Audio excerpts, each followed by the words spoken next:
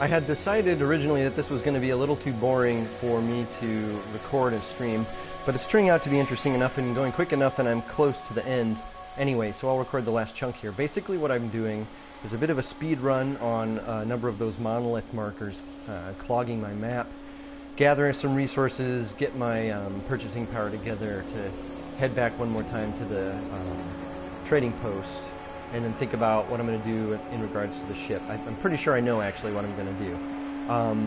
So we'll hit just a couple more sites, and then I will head back. It'll also give me a chance to demonstrate how I'm dealing with the Sentinels in terms of the need for plutonium and their trigger happiness when it comes to it. And I'm sure that's only going to get worse in the future. I love moments like this, by the way, when the sun starts to go down and the grass picks up. And actually, when the sun goes down, the wind picks up. It happens pretty quickly. I bet we'll see it. There's a piece right there. You know what? I'm going to try this. I'll show you exactly. Well, that's too far away. Is it? No, it's not. It's a nice walk. What the heck?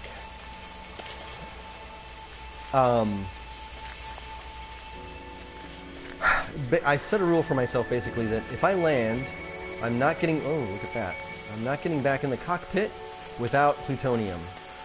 So usually I try to do that first, nab some plutonium, even just a little bit, and I'll let myself off the hook if it's hard to find with crates and boxes and this kind of thing. But that's the rule. I try to stick to it, and I have a method for doing that stealthily. I don't know how it'll do later on, as you know, as advanced Sentinels come online and as I encounter them. But this is what I do. This is an interesting one. Oh man, God, wow. All right.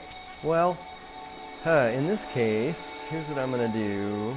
I'm gonna go for it. I'm gonna go for both. Run back to my ship. You probably already know exactly what I'm... Are you kidding me? I hear him. Fucking hear him. Alright. Oh my god. I'm sorry. I'm really sorry. I don't mean to curse. Oh, there he goes. Down the hill. That's great. You go on down the hill, bud. Alright. I'm going for it.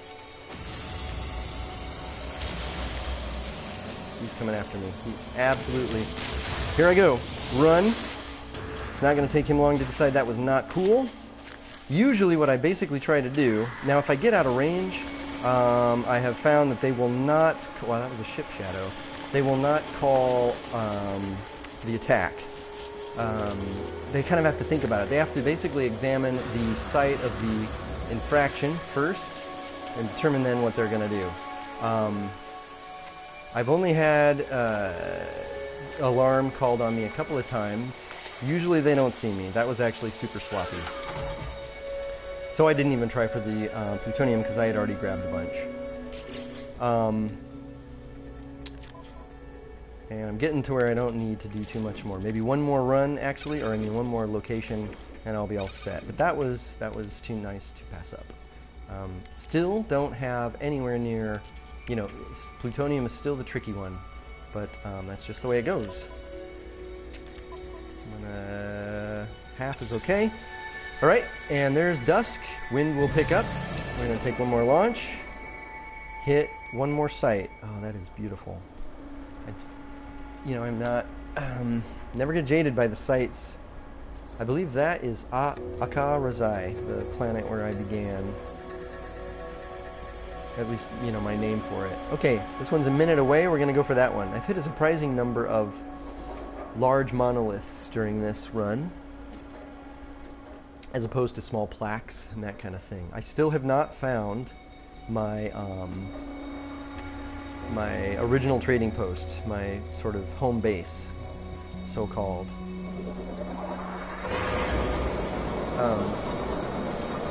I wanted to say one thing about, in the last video I had mentioned the theory that some people have that the starting world is a custom rolled world that you only get to use once. Wait, 4 minutes. Where is it? Where is it? 48 seconds? That must be it. Okay, that you only get to use once and then it disappears. I do have one piece of counter evidence, which is the peculiar situation of player zealots. I'll show you that in a second if you haven't followed my prior podcasts. If you do enjoy this one, Podcast God, Let's Plays. If you do enjoy this one, I urge you to check it out. Okay, it's down there. So that can't be right. Yeah, I'm glad I didn't stop.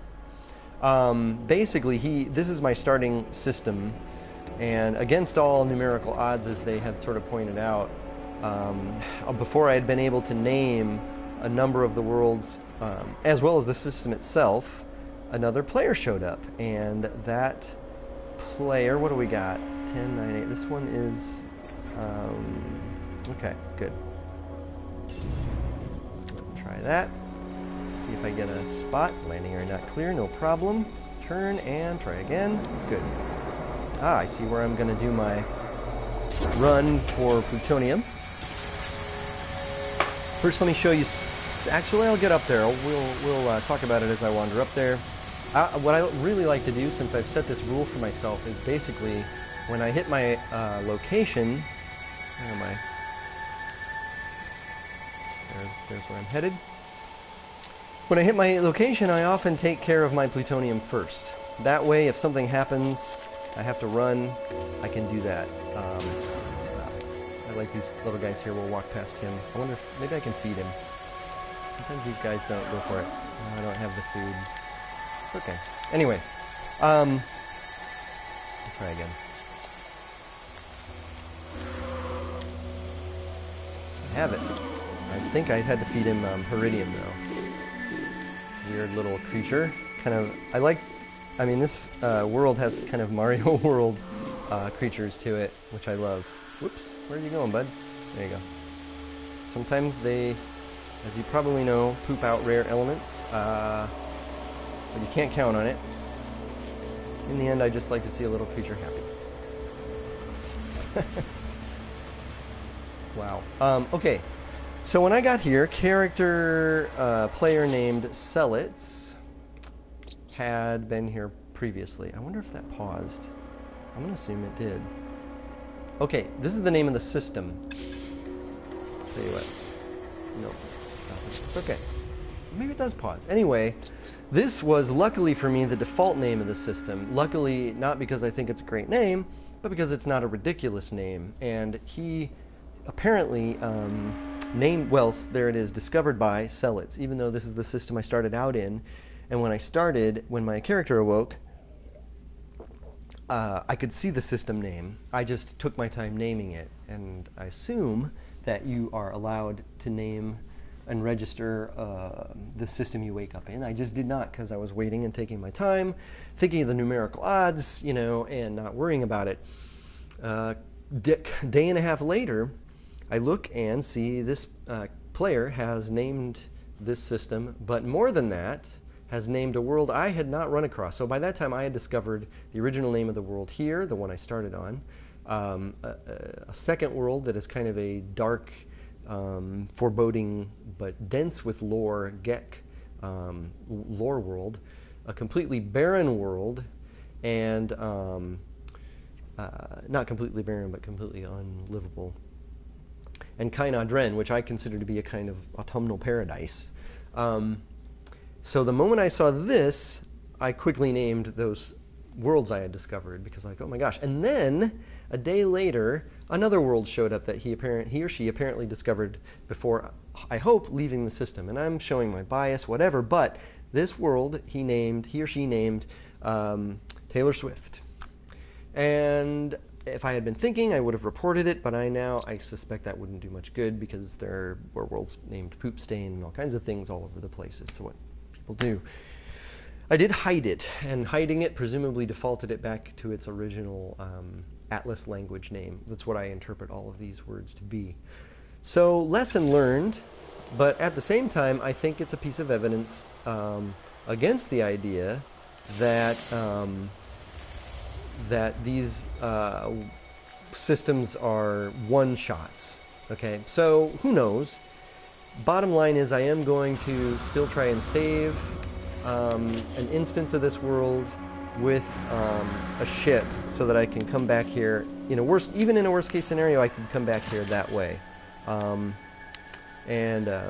pretty sure I know which ship it's going to be, and I'll talk about that on the way back to base.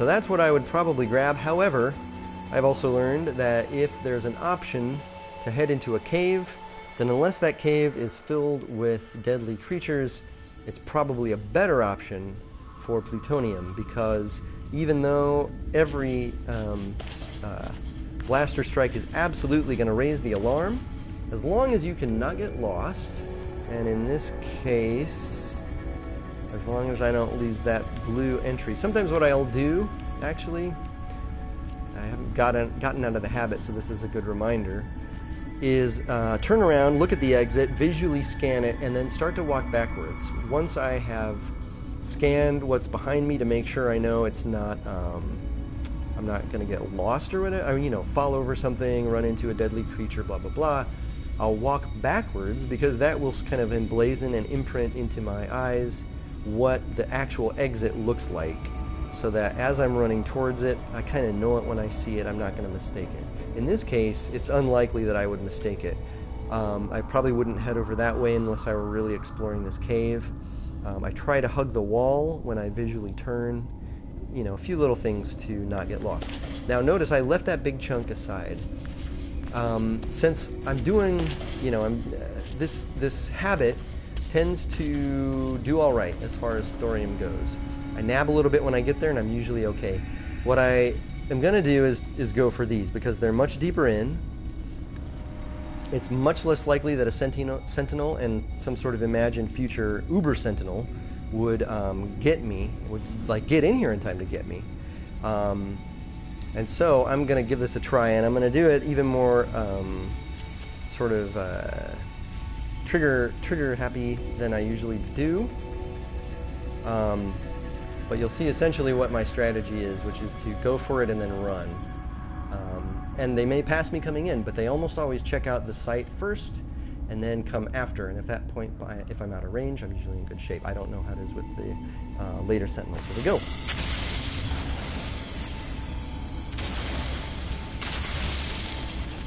And that is more than enough, and off I go.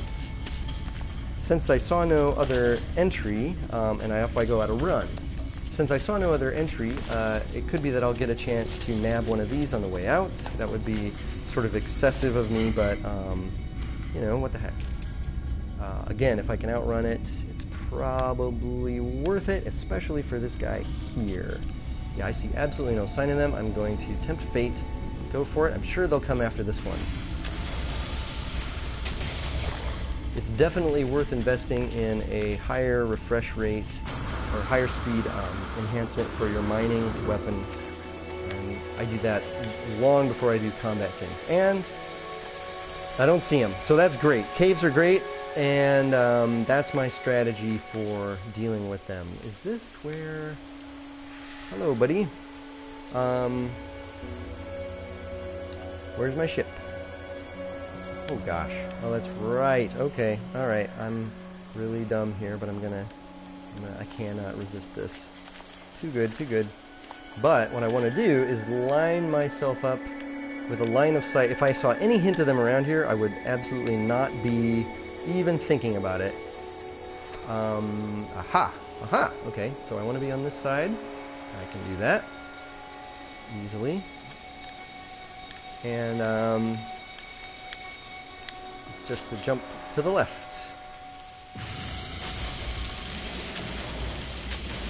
Run. Yep, there they are, right behind me.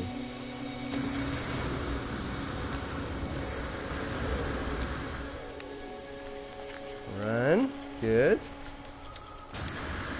Almost did it, but I'm getting better. By almost did it, I mean almost fired instead of jumping. Sometimes my button... Whoops. Ooh, almost fell there. Alright, I think that's good enough distance. We're probably good. So now... Ooh, they're following after me, though. Presumably they've deduced that I might have been... By the way, I think I almost just fell into a sinkhole. All around here. Man, I tell you, it's close. These divots... you know, I don't know how this generates terrain, but it's very clear to me now that there's a sort of a density, like If I had a grenade, and I don't plan right now to invest in grenade launchers, but I would be shooting right there if I wanted to find a cavern underneath. Because I think that these sort of wet spots and dark spots, and none of that is accidental. I think it's all part of the mathematical terrain that's defining the world here. Okay, take a drink. I'm quite positive this will be the last one. I want to make sure I have inventory. I have spot for one item. I don't think... Alright, here's what I'm going to do. Oh, I bet I'm out of range. Let's see if this works. Good. That's great. And that means... Okay, so it leaves behind what it cannot get in there. One slot should be enough. Since I know I'm going back to base after this, on the chance that it's not, I'm going to go ahead and discard this carbon. Freeze dirt. Okay. Field. I'm going to write that down.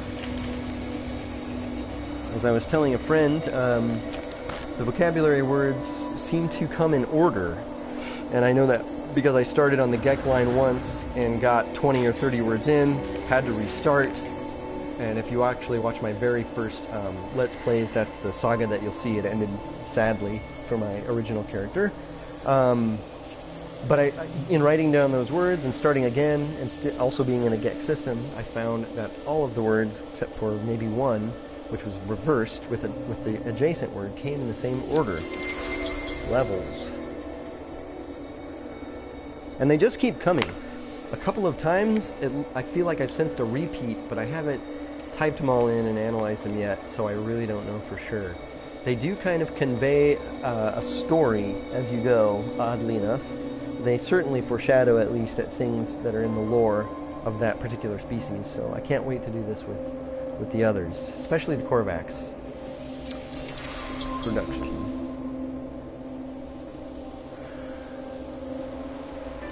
I have this thought that the Geck, the Viking, and the Korvax are kind of like paper, scissors, and rock. The Geck were once strong world conquerors, but are now merchant and servile species. Certainly a merchant species, but you'd have to read the lore to understand. And you're going to get a little bit of it, actually, because these monoliths seem to be all Geck, tied to the Geck lore, and the original Geck are pretty dark. The scenarios are pretty dark, and these monoliths are having me complete these rituals that I normally, would not, like appeasing spirits that are not necessarily good spirits. So oh, that's interesting. Look at this. I did not realize this before. Let me make sure I'm not going to fall off the platform. I think I am actually going to fall off the platform. But let me edge over.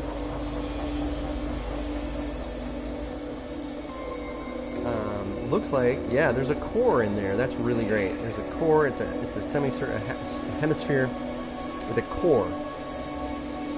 I believe that these monoliths are Atlas technology. I have thoughts about the stone, and if you see my earlier Let's Plays, I talk about those at some length. And they're it's kind of like finding a notebook on the ground. Anyone can pick it up and use it, but it's a technology. In the case of a notebook, not an advanced technology, but technology nonetheless. Each one encodes its species lore. So if the Geck and the Korvax and the Viking are like paper, scissors, rock, then which are which? The Vikings seem to be what's the word? Warriors. So presumably maybe that would be rock. And I'm torn on which is paper, scissors. I assume that I believe, without even having seen much of them except in some videos, that the Korvax are most closely tied to Atlas. I believe they could be interested or fascinated by knowledge, and maybe they are paper, or maybe they are scissors that cuts through doubt. And then you've got the Geck, and maybe they're focused on commerce as paper, like money, or maybe they're scissors because I don't know why. Anyway, whatever. It's just an idea. Let's take a look at what we have here and head back to base.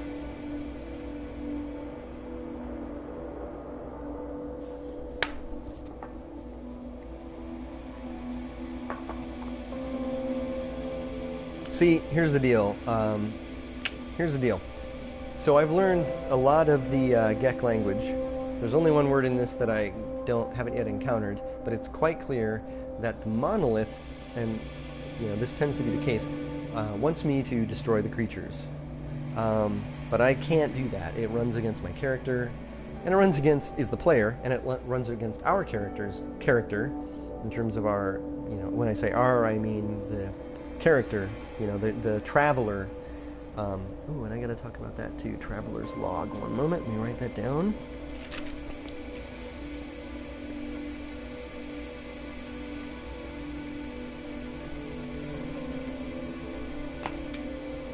It runs against them too, so I'm not gonna do it.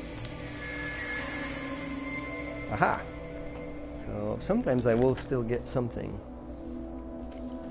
And I'll almost always learn an Atlas word unless I've completely failed the test. It flashes by and gets covered, but luckily it shows up again. That's okay, it's at infinite at this point, I think. Special. That's really interesting. The Atlas words are, coming very, very slowly, but I'm finally starting to get to them as well. Okay. Oh, and it's sunlight again. Days are fast here. Alright, I wonder if there are any worlds on which the days are genuinely long. I really don't know if it's accelerated or if it's, what the deal is. There don't seem to be any gas giants, and obviously objects in view screen are further than they appear. Oh, am I really going to do this? I am. I'm so bad. I'm so bad. I cannot help it. At least not want that.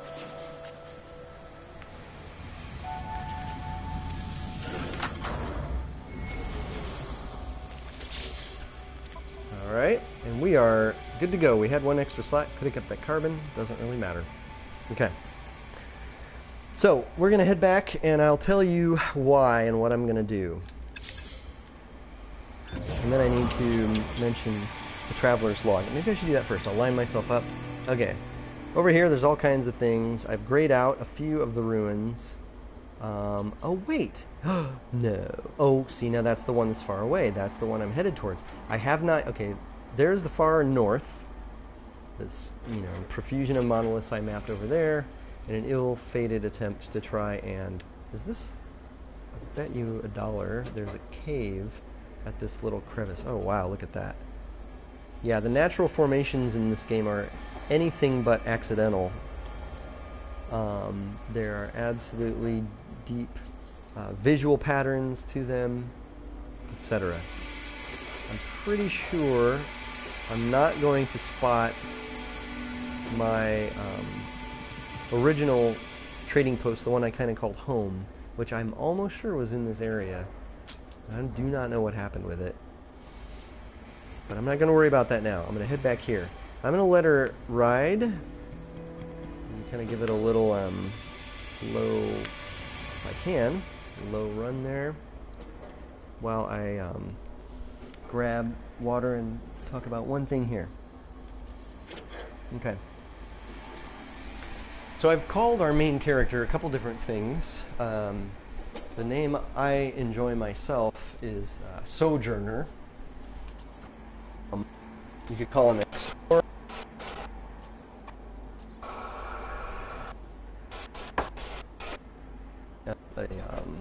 Cartographer, an archaeologist. You can get more specific, and to do that if you're building your lore in that direction. That makes perfect sense.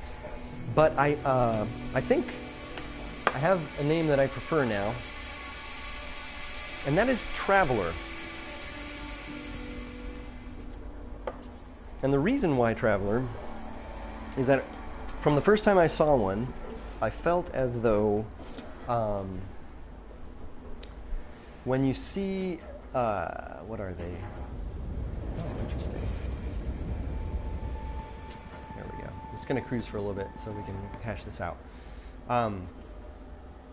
When you run across the sites that are infected or infested by the first spawn. Sorry, I'm doing a couple things at once here. and you read the logs there. They too go in sequence, regardless of when and where you capture one, and they tell a story, just as everything else that seems to go in sequence. There is more than one story. I'm on the third storyline at those abandoned outposts at this point. The one I'm on, the first one was about no, it was about a traveler. It said traveler's log was what they called the information he took down. You know, the data log. They definitely called it a traveler's log. And oh, there's one there. There's a little monolith. I do like that if you just fly around, you can spot these things sometimes. I've chosen to map the monolith primarily because I'm focused on lore and because they're a little harder to find. Anyway, so the first storyline in that is about a traveler who comes across the first spawn, is infected, dies at the end of the log. The second storyline that begins after you've completed that one is about the origin of the Sentinels and how widespread they are on different worlds. And unfortunately, that one is relatively short. I'm going to say it was only 3 or 4 entries. And then the third one, the one I'm on now, is about. Come on, what is it about? Hold on, let me think. Oh gosh. Okay, I'm only 2 episodes in, or 2 slides in. You tell you what, if I see an abandoned building on the way, if we're just flying over and serendipity smiles upon us, I'll go ahead and land and we'll look at one live. Now I kind of hope I do. Now I'll probably cruise until I do. Is about it's a traveler's log where the traveler is basically reporting on a planet at the center of the galaxy, or a planet in the universe, it says. I've taken screenshots of the last. It took me a while to get it through my head that I should take screenshots of every lore card I see. So I'm missing a few. But basically he says it's a beautiful world, but you will cut yourself to shreds on it. And then the second slide is about those who live on that world embedding bits of that crystalline structure in under their skin as a sort of tribal scarification technique. And I haven't hit the third one yet, and so hopefully we will.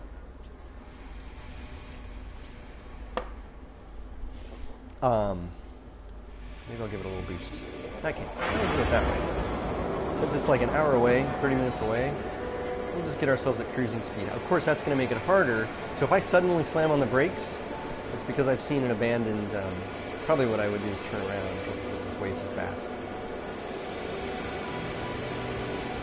Abandoned building. We'll see what happens. Anyway, so in those, they refer to the long-dead traveler's log. You know, shows up its secrets, and then you get to read the thing. And I was a little slow on the uptake, but eventually decided, since I had already earlier thought, well, geez, I mean, these really seem like it seems like this narrator is one of us. That, you know, we, the explorer characters that are awakened in this world, and taking everything that appears in this world at face value, which is the main theme of my lore and explore series, that whole idea that if you take the given evidence, even if it's weird, like even if it's not meant to be evidence, even if it's like gameplay quirks, or like the fact there are only 3 main cultures, or for some reason all of the architecture of these expedition pods is identical, well, obviously that's just because of limited resources, but if for the game designers, but if you take it, but there are other gameplay reasons too, like if all the buildings look different, you could not possibly find one scanning around with your eyes and land on time, right?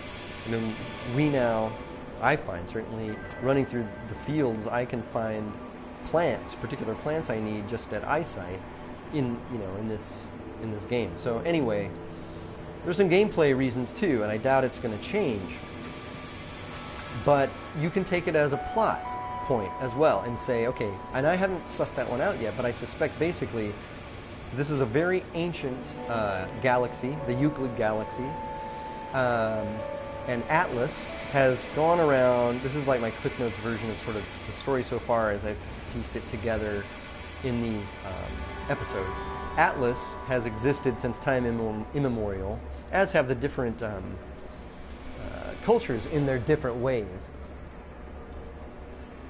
And Atlas has gone around and named everything because it's had the time to do so. So the default names you see for things, those are Atlas's original, sort of names: Gostero, Wulpikusa, etc. Right? We awaken in this world. We are dispatched for some reason, and my working sort of hypothesis on that is that we inject an element of, tell you what, I'll just sort of fly fast over the bodies of water. How about that? And then we will slow down before we hit land in order to look for, that lets me do this, which is really, really fun. Oh yeah, water breaking. We inject a spirit of the unknown into exploring or re-exploring or resurveying these alien worlds and renaming them at certain times. I still need to reconcile that with the simple, bald-faced fact that the majority of players are even ones that enjoy the game and aren't like antagonistic towards the game or towards the few players like me out there that are interested in story and lore. They're going to name planets Poop Monster, and it's just the way things happen. So I need to think about what that means in relation to, the lore. Like, why would that be? And my current working idea is that they, this is ridiculous, I mean, really what it is I just need to chill out. But I believe they have been infected by the first spawn, and so it actually is taking a toll on their minds. They are naming things in a way with words that don't make sense to us in the Euclid galaxy, like Taylor Swift, this kind of thing. So anyway, be all that as it may. That's why I believe this character is the Traveler, and I'm calling him the Traveler at this point. My version, whatever. Second thing to discuss before we get there. Is that another monolith? It is. It's nice that I'm beginning to be able to spot these from a significant distance. It gives me a chance to spot a abandoned building at distance too. Wow,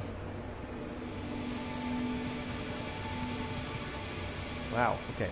Let's dive. I'm going pretty slow. It's alright. Let's take a little height. Dive again. And let it ride. Alright. Second thing I was going to talk about, kind of running to the point where I'm dealing with the ship, and that's what I got to talk about next, actually. Last thing sort of note I had for these Let's Plays, a couple days old now that I haven't put it in there. It strikes me that a large part of the fun of playing this game, for those who really do find it fun and who it's come as a surprise, like me, I'm genuinely surprised by how this game has gripped me. But it's because I'm willing and ready to invest my own, ideas and stories and thoughts into it.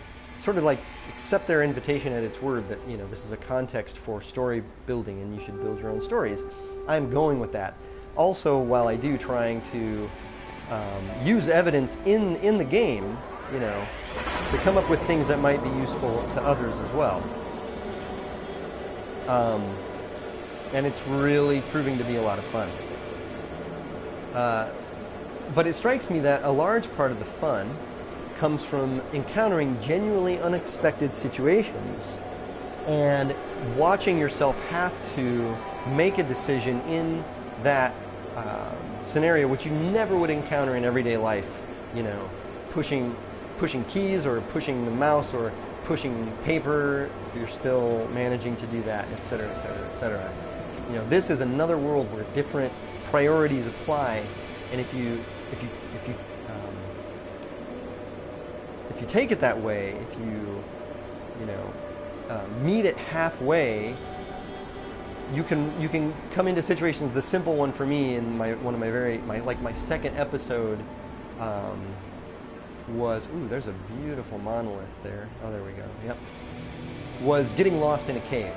I have never personally been lost in a real cave, but I feel as though now I know a bit about what it would feel like, and I never want to because of that. I'm sure I never would have wanted to before, but especially having done so, you know, having been lost in, man, I'm getting really good at spotting things. It's great. That's good news. Because it was, you know, there was a dread. There was the moment, you know, there was like me cocky, thinking I had it all under control, then my method falling apart because what I did is I hit a ring. My method was always go to the left and hug the left wall. And that was fine and dandy, but I hit a ring, a loop, and once I hit the loop, I was doomed because I went in a circle and then I was lost.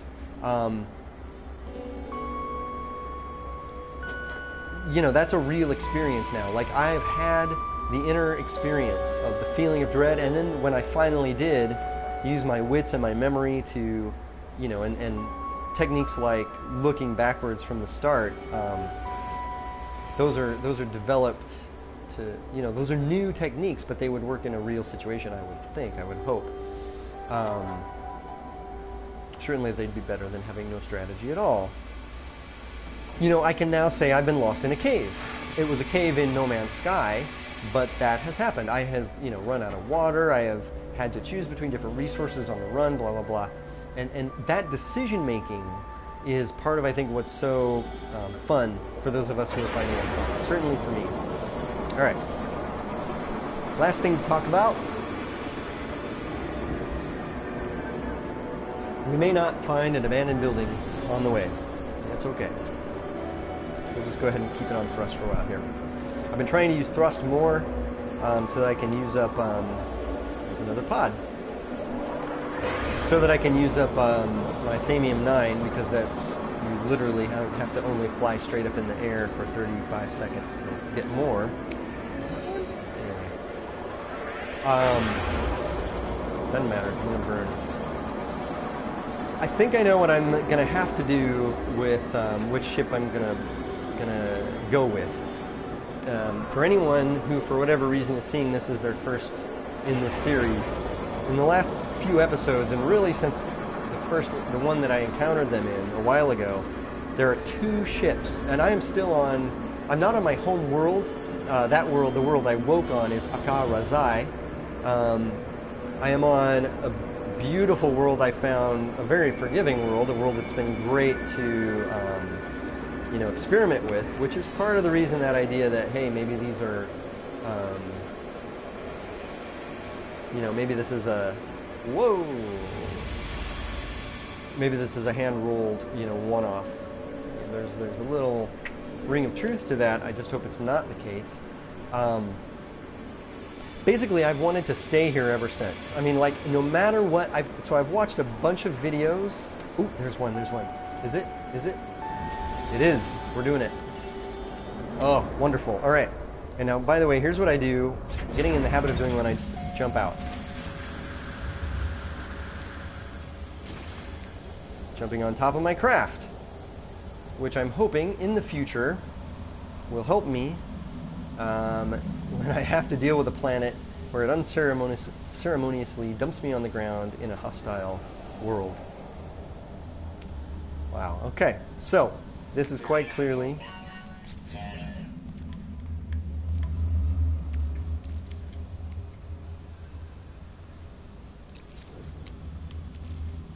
Oh, wow. Do I really have no Thamium? That can't be. I know that's not the case, actually. Huh. That's weird. I do not want to use my plutonium for that. Actually, completely opposed to doing that. What? Oh, okay. Got it. No worries.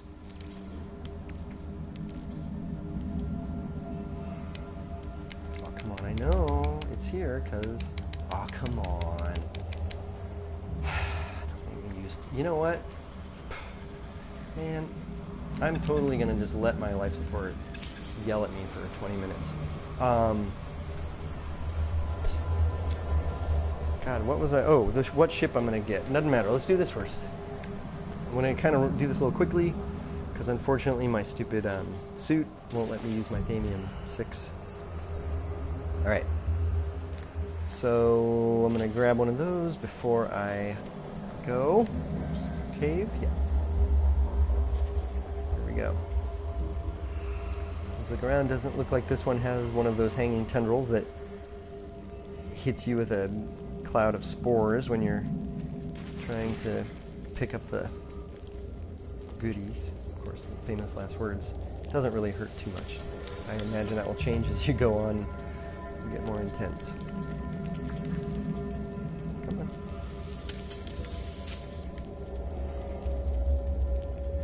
Don't think I need that. Alright, well, if you're not going to let me do this, then let me do that. Oh, you know what, though? If it gives me something else, I'm in trouble. Dang it. And it probably will. Alright. Yep. Okay, that'll do it. Is there any that are...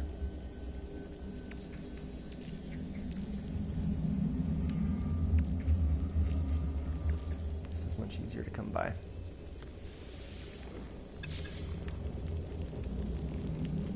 Slowly building up the habits of looking at stuff like that before I engage with the puzzle or whatever. Now this, I'm going to have to kind of make a note to myself because this is going to be the only one where I'm not going to have a screenshot. You know, or I may try to take the screenshot. I tell you what, I'm going to. So if the screen goes blue or whatever, hang in there. Let's see what we got. One of what I now believe to be prior instances of us told us for the future. Us. Returning user identified. Terminal now active. Unlocking data log continuation for analysis. The orb rests within its cage cloak of crystal in so many guises. He's describing something on that world. The angles of the shroud are utterly perfect. When measured, no device of known science can determine any flaws, any variation in surface, even down to the molecular level. Sounds like a mathematical or a geometrical object to me. I have tried time and again to get close enough to touch it, but it retreats from me. I am not worthy to know its secrets yet. My mind must be opened wider, the layers of me revealed and peeled back in sections. There is no other path open. I have already begun to cut open the skein. I'm going to go ahead and try to take the screenshot now.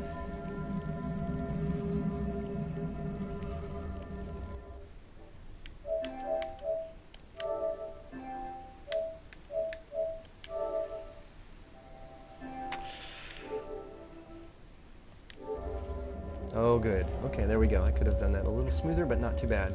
Not too bad all in all. Okay.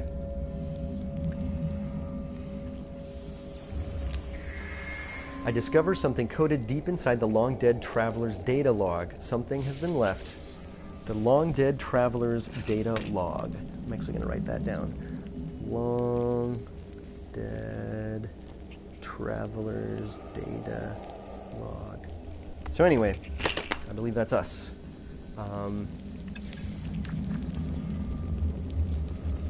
Okay. And those stories continue to unfold as you find these locations and just work your way through them. Alright. No idea where our friend is. In a case like this, it really doesn't matter too much. Famous last words.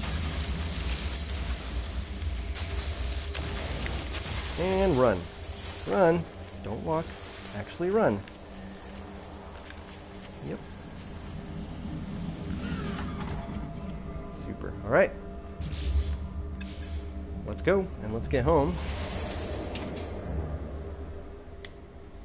Okay, let's do it this way.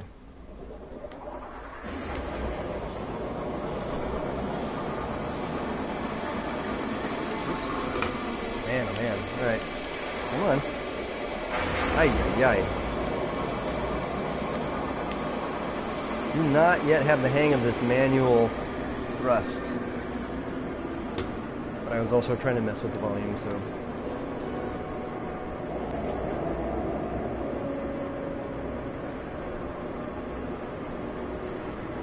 It's not impossible, but it's definitely a little twitchy.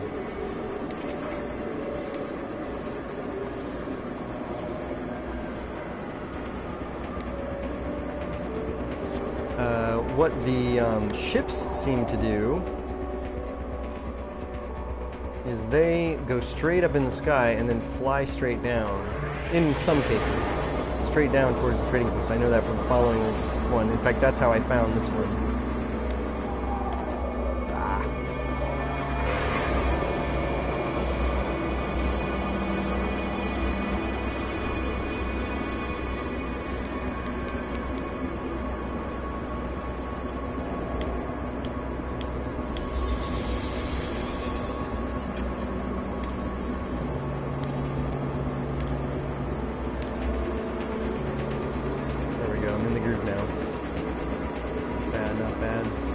If it'll take me in. I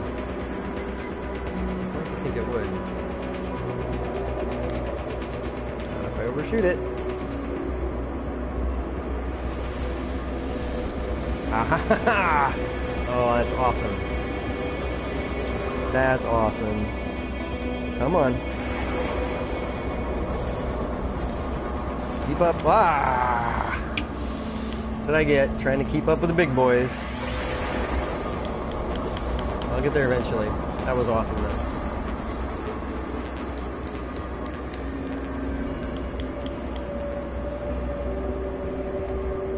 Everything with practice, right? See, never in life am I gonna, I'm never gonna get to fly a starship, much less a plane, much less at high speed over a planet in the atmosphere. To have that experience is genuinely a gift, and one of the amazing things about this game. Absolutely. Man, oh man, taking a while here. So, which ship? I've had this dilemma between two ships. I'm flying the second of them. There's kind of a saga as to how I have it in the first place because it's a freighter, should have stayed forever out of reach. Found an interesting way to try one out. Trying it out, here's what I feel. If here's the deal. There's kind of a spoiler right off the bat. If cargo were not an issue, I would probably go with the smaller scout craft. The second craft is a smaller scout craft. I call it a grasshopper because that's what it reminds me of. But sadly in this game, not sadly, but it is what it is, cargo is absolutely an issue. And I really want to keep the ship I take on for a long time. So that means I need the largest starting capacity that I can possibly get. And having managed to jump backwards to a sort of a starter unit of this ship, I'm finding that the ones that they're offering me are almost certain to be basically the in this sort of price bracket, the level I'm at now, attempting to rebuy a ship that comes back on offer again and again in different sizes. The other version would be too small. So I need to stick with my original plan, which was to pick a moment right before this procedure here and quit the game, save the game with this ship at the trading post. I may do that now. I'm going to trade first, and I will cut out this Let's Play for that, but I may, kick it back on for the final purchase. Anyway, save the game to a flash drive, go back in, boot it up, quit again, save that nearly identical game to a second flash drive, and the first flash drive becomes my sort of retirement nest egg, as it were, to stay on this world with the smaller craft. Second one, I have saved, but I set it aside, and from that one I move forward with outfitting a larger version of this ship and striking out into the stars. With the other one, the first flash drive, I would reload it and then purchase the smaller craft as an option in what had become at that point a branching fork of reality. And I don't know how it's going to work out, but it's the only way I can figure out to try and have a version of that small craft on this world so that I can come back and explore anytime, as long as I'm willing to be very careful with my saves and my restores. But to also head out in a ship appropriate to the cargo I'm just going to need to haul. The flexibility I'm going to need to have, at least to start with, and hopefully for as long as I can.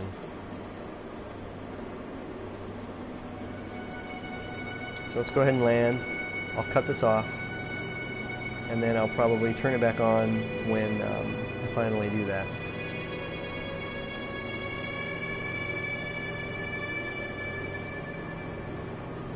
Sometimes I love just flying over the landscape. It's just amazing.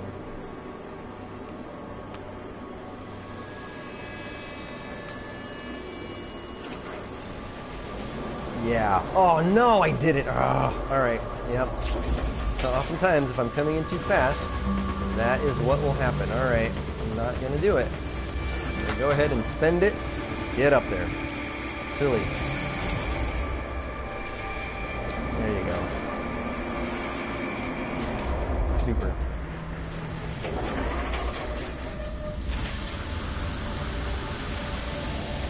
Okay.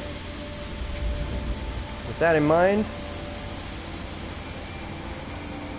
I'll get back to you later on. Thanks for playing.